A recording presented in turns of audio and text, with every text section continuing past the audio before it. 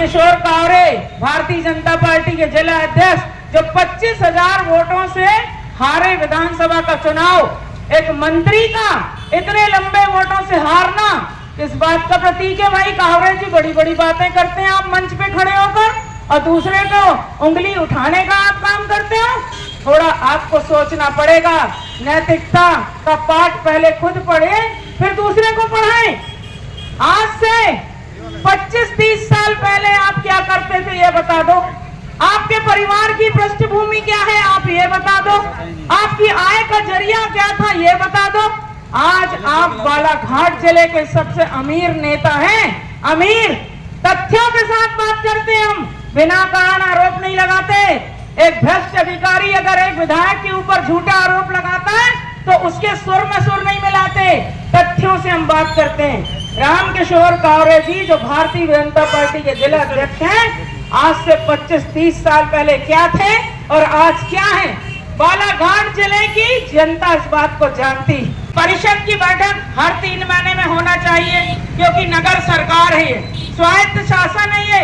हम हर 3 महीने में बैठक करते थे, मेरा तो एक भी पार्षद नहीं था, 33 पार्षद बीजेपी कांग्रेस की और निर्दलीय 1-2 हुआ करते थे मेरे जमाने में। फिर भी सामंजस्य बैठाकर हम परिषद की हर 3 महीने में बैठक करते थे। प्रस्ताव का नियम यह होता है कि प्रोसीडिंग रजिस्टर सामने रखा जाता है बैठक में, और जैसे जैसे प्रस्ताव में चर्चा होती है वैसे वैसे प्रोसीडिंग लिखी जाती है। ऐसा नहीं होता, ये आपके घर का भटाभाजी नहीं चल रहा है कि आप प्रोसीडिंग लिखा ही नहीं रहे, रजिस्टर को आप अपने घर में ले जा रहे हैं, 8-8 दिन 15-15 दिन प्रोसीडिंग लिखी नहीं जा रही है, तो किस बात की परिषद की बैठक हो रही है यहाँ पे। परिषद की बैठक का नियम यह है, तत्काल आपको प्रोसीडिंग में प्रस्ताव अगर पास हुआ है तो पारित लिखना पड़ेगा उसका पूरा डिटेल, और अगर पारित नहीं हो पाया है तो वो भी कारण सहित आपको लिखना। जब हमने देखा कि वार्डों में कुछ मेजर काम बचे हैं, उन कामों को पूर्ण करने की दृष्टि से ही मैंने पूरे 33 वार्डों के काम सम्मिलित करने के लिए प्रस्ताव क्रमांक 11 लाया। लेकिन उसमें मैं एक बात और बता देना चाहती हूँ कि उसमें 33 काम नहीं आए, उसमें 32 काम आए। मैंने इसलिए भी वार्ड नंबर 25 का उसमें कोई काम नहीं जुड़ाया कि चलो भाई किसी को ये ना लगे कि अध्यक्ष जी ने अपने वार्ड के काम को प्रमुखता दी, तो मैंने उसमें 32 काम लिए। आप अभी भी चेक कर सकते हैं लिस्ट में, उसमें कहीं भी 33 काम नहीं है। उसके बाद अब मुझे ये बताइए कि जब उसका बजट बनाया गया 4.5 करोड़ का, जब वो बजट बना पूरे 32 वार्डों के कामों का, तो एक साथ इतना बड़ा टीएस नहीं आ सकता और उसमें टाइम लगेगा। तो में कोई भी प्रस्ताव परिषद की बैठक में पास होता है तो उसको पास इसलिए किया जाता है कि उस पर काम हो, इसलिए नहीं किया जाता है कि प्रस्ताव पास करके हम भूल जाए। और बड़ी दुर्भाग्य की बात है कि 28/3/2025 की परिषद की बजट बैठक में जो प्रस्ताव क्रमांक 11 पास किया गया, उसमें नगर के वार्ड क्रमांक 1 से 37 तक के निर्माण कार्य शामिल थे। सर्वसम्मति से भारतीय जनता पार्टी के पार्षद, कांग्रेस के पार्षद और नगर पालिका में 4 निर्दलीय पार्षद है, एक मतेन एक सुर में उसे पास किया गया। प्रस्ताव पास किए हुए लगभग 6 महीने हो गए।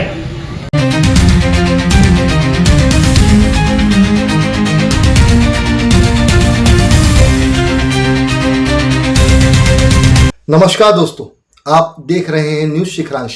हम में है दम सच्चाई को सामने लाने का। बालाघाट नगर परिषद के सामने नगर सरकार के खिलाफ प्रस्ताव क्रमांक 11 में पारित सभी 33 वार्डों के निर्माण कार्य, अनियमित पेयजल आपूर्ति, नगर में चारों ओर फैली अस्वच्छता, कच्ची नालियां, बदहाल सड़कें, स्ट्रीट लाइट व्यवस्था को लेकर नगर पालिका के पार्षद दल अनिश्चितकालीन सत्याग्रह और धरने पर बैठे हुए हैं। नगर पालिका में अनिश्चितकालीन धरने पर बैठे पार्षदों को बालाघाट की विधायक अनबा मुंजारे ने अपना समर्थन दिया। आज वे जगह पर पहुंची और उन्होंने कहा कि नगर पालिका बालाघाट में जंगल राज चल रहा है।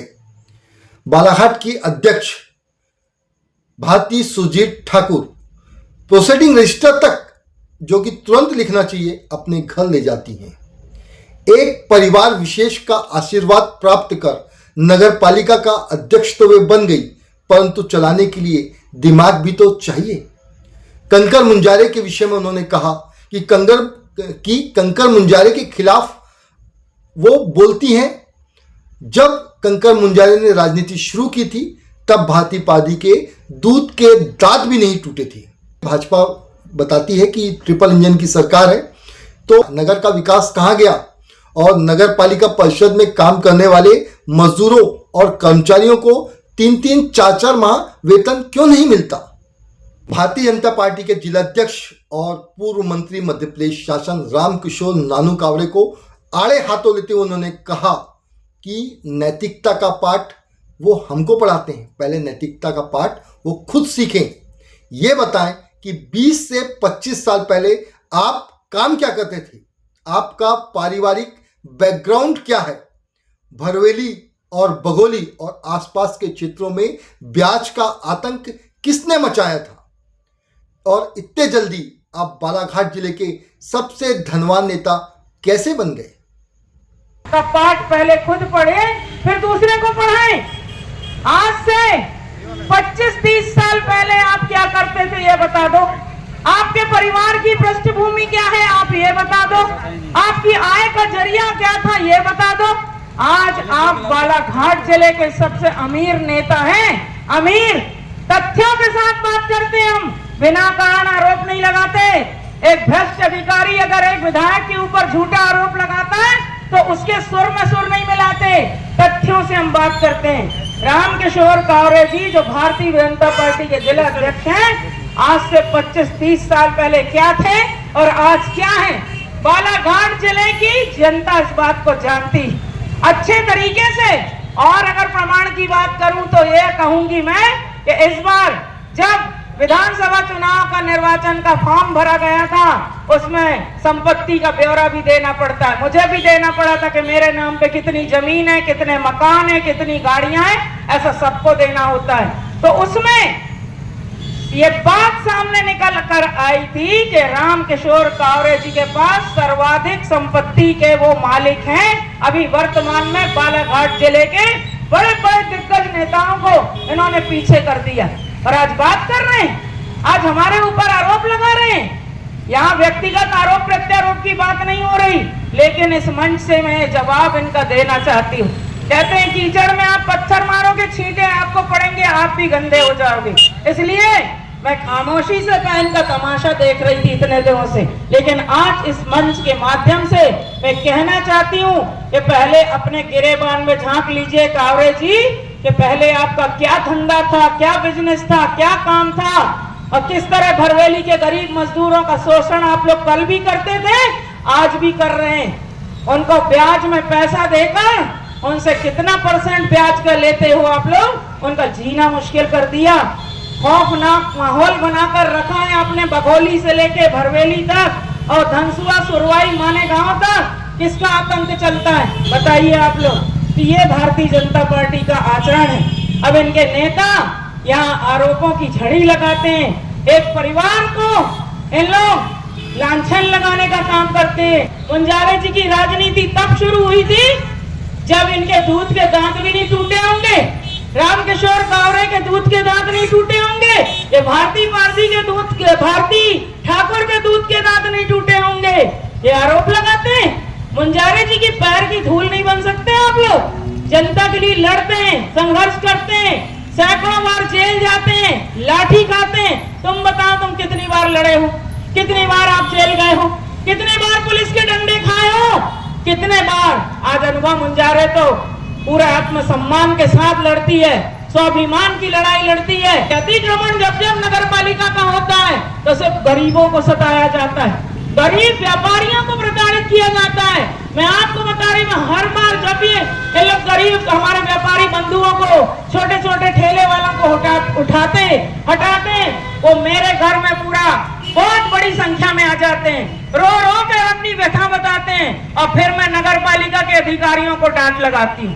इनके जो जिम्मेदार लोग हैं उनको बोलती हूँ कि आपको अतिक्रमण अगर हटाना है तो बड़े लोगों से शुरू करो। जो बड़ी बड़ी बिल्डिंगें बनी हैं, नालियों के ऊपर जिनके प्लेटफॉर्म बने हुए हैं, पहले उनको तोड़ो आप। ये गरीब आदमी का अगर आप 2 दिन के लिए अगर ठेला हटाते हो, दुकान हटाते हो या 10 दिन के लिए, 5 दिन के लिए, समझ लो उतने दिन उसके घर में चूल्हा नहीं जल पाएगा। तो ये इस तरह का आचरण करते हैं और आरोप दूसरों पे लगाते हैं। अब ये बताइए, मैं आपको बता रही हूँ, नगर पालिका की जो प्रक्रिया होती है, परिषद की बैठक हर 3 महीने में होना चाहिए, क्योंकि नगर सरकार है, ये स्वायत्त शासन है। ये हम हर 3 महीने में बैठक करते थे। मेरा तो एक भी पार्षद नहीं था, 33 पार्षद बीजेपी, कांग्रेस की और निर्दलीय 1-2 हुआ करते थे मेरे जमाने में। फिर भी सामंजस्य बैठाकर हम परिषद की हर 3 महीने में बैठक करते थे। प्रस्ताव का नियम यह होता है कि प्रोसीडिंग रजिस्टर सामने रखा जाता है बैठक में, और जैसे जैसे प्रस्ताव में चर्चा होती है वैसे वैसे प्रोसीडिंग लिखी जाती है। ऐसा नहीं होता, ये आपके घर का भट्टाबाजी नहीं चल रहा है कि आप प्रोसीडिंग लिखा ही नहीं रहे हैं, रजिस्टर को आप अपने घर में ले जा रहे हैं, 8-8 दिन 15-15 दिन प्रोसीडिंग लिखी नहीं जा रही है। तो किस बात की परिषद की बैठक हो रही है यहाँ पे? परिषद की बैठक का नियम ये है, तत्काल आपको प्रोसीडिंग में प्रस्ताव अगर पास हुआ है तो पारित लिखना पड़ेगा, उसका पूरा डिटेल, और अगर पारित नहीं हो पाया है तो वो भी कारण सहित आपको लिखना पड़ेगा। और तभी सारे परिषद में जितने भी बैठक में उपस्थित पार्षद हैं वो तभी दस्तखत करेंगे और तभी वो मीटिंग पूरी मानी जाएगी। अब मैं ये सुनती हूँ, कारो भैया से सुनती हूँ, मेरे विधायक प्रतिनिधि शफकत भाई से सुनती हूँ, हमारे छविराम नागेश्वर जी से सुनती हूँ, हमारी महिला पार्षद बहनों से मैं सुनती हूँ कि प्रोसीडिंग रजिस्टर तुरंत नहीं लिखा जाता। वो अध्यक्ष अपने घर ले जाती हैं, 15-20 दिन वो रजिस्टर उन्हीं के घर में रखा रहता है, और घर में रखा रहता है, उसके बाद जैसी मर्जी है वैसी प्रोसीडिंग लिखी जा रही है। तो ये जंगल राज नहीं है तो क्या है? ये चुनी हुई परिषद है कि एक ही अध्यक्ष का राजपाट चलेगा यहाँ? ये मुझे बताया जाए, ये बताया जाए कि ये 33 वार्डों की नगर पालिका है या एक ही व्यक्ति विशेष का यहाँ तानाशाही चलेगी? मैं ये जानना चाहती हूँ इनसे। आरोप लगाते हो, दुनिया भर की बातें करते हो। ये अध्यक्ष भारती ठाकुर जी, हर बार मैं सुनी इनकी बकवास में सुनती हूँ, अकल ढकल है नहीं, पहली बार की पार्षद है, राजनीति कुछ समझ में आती नहीं है। परिवार में कितने लोग राजनेता हुए बता दो जरा, कौन कौन पद में आया है बता दो आप मुझे। वहां पे पहली बार पार्षद बने और एक परिवार विशेष को खुश करके अध्यक्ष की कुर्सी पर बैठ गए। अब अध्यक्ष की कुर्सी पर बैठने की अकल भी तो होना, समझदारी भी तो होना। अध्यक्ष मतलब परिवार का मुखिया होता है, वो 33 पार्षदों को भी लेके उनको चलना है और शहर के 33 वार्ड की जनता को भी संतुलन बनाकर चलना है, सामंजस्य बनाकर चलना है। आप मुखिया हो, आपकी मुखिया की क्या भूमिका होना चाहिए? हमेशा क्या आरोप लगाती है मेरे ऊपर, और मेरे सामने खड़े होकर बात करो, उल्टा सीधा पीछे बकवास करने से कुछ नहीं होना जाना। हमेशा क्या बोलती है, जब अनुभव मुंजारे अध्यक्ष हुआ करती थी तो इनका पत्थर में बस 2 ही लोगों का नाम रहता था, आदरणीय मुंजारे जी का और इनका खुद का। तो आपके अकल में पत्थर पड़े हो भारती ठाकुर जी।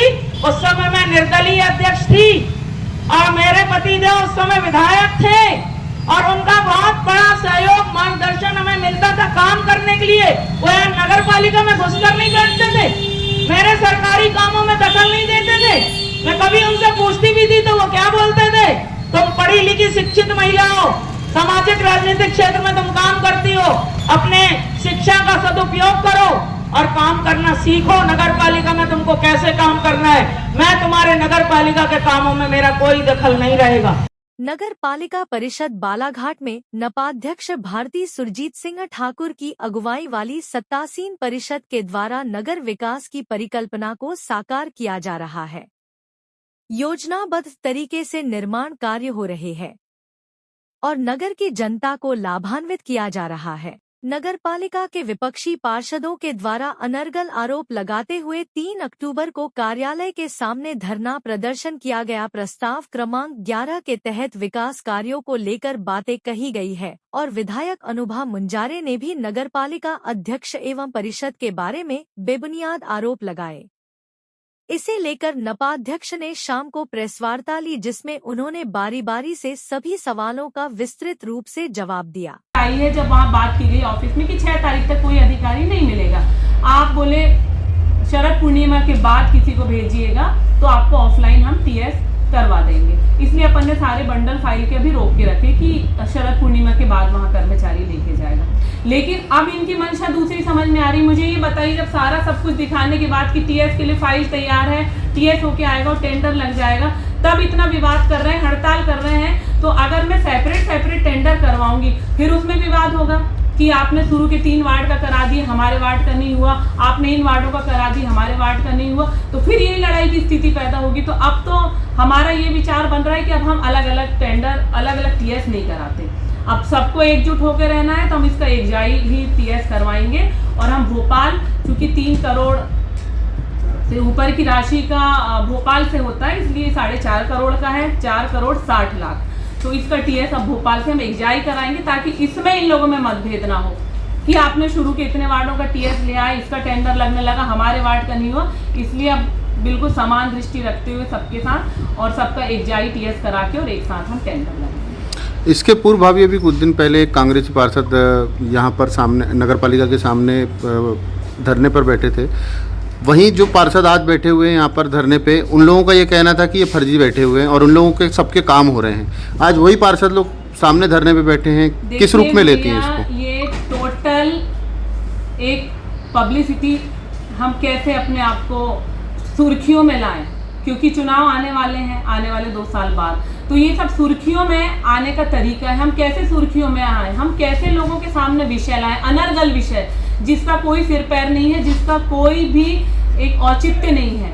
उनको सब मालूम है कि वार्डों में बराबर से काम हो रहा है। अगर मैं स्वच्छता व्यवस्था की बात करती हूँ, आज भी आप कांग्रेसी वार्ड हो या बीजेपी वार्ड हो, मैं अभी तो कांग्रेसी वार्डों की इसलिए बात करूंगी क्योंकि आरोप इन्हीं लोगों ने लगाया। आप उनके वार्डों में जाके देखिए, प्रॉपर उनके वार्ड में लेबर आ रहे हैं, सुपरवाइजर आ रहे हैं। और गाड़ियों की अगर ये बात कर रहे हैं तो प्रॉपर उनके वार्डों में जहां एक गाड़ी जाती थी, तो हमने जब हमारे 16 वाहन आए तो हमने उनके वार्डों में 2-2 गाड़ी, जो बड़े वार्ड में, वार्ड नंबर 1 और 2 की बात कर रही हूँ।